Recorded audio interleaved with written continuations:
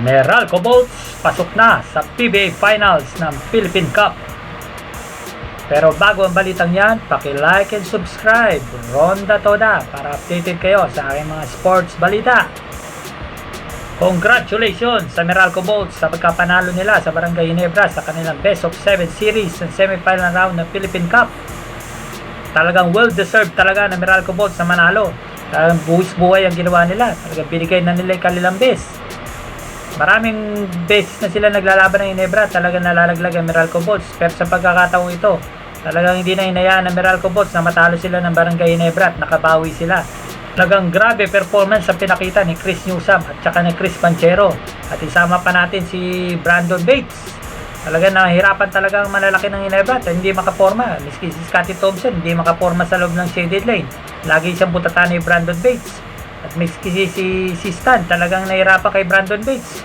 Hindi na nga pinasok masyado si Almasan dahil maganda performance ni Brandon Bates. First quarter pala, talagang dikdikan na ang laban. Talagang hirap na hirap makalamang ang Ginebra.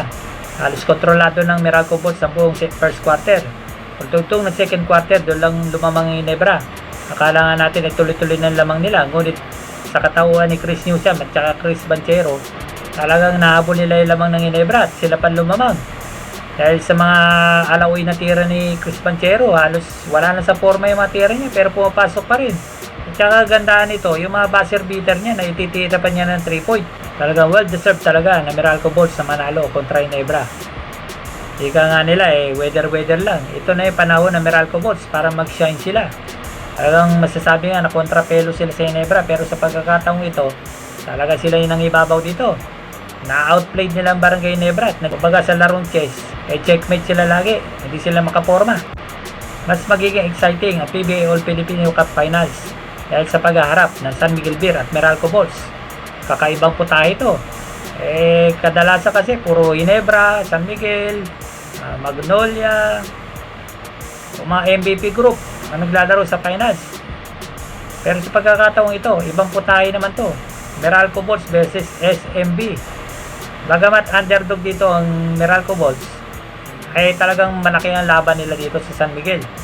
Dahil yung Ginebra nga tinibag nila San Miguel pa, kaya nila yan. Basta magpatuloy lang yung kanila magandang depensa at saka opensa. Walang imposible kasi bilog ang bola. Hindi natin masasabi na San Miguel Beer ang magja-champion dito sa All Filipino Cup. Dahil sa pinakikitang laro ng Meralco Bolts ngayon, ito na yung panahon nila para mag-shine sila at makakuha ng championship award.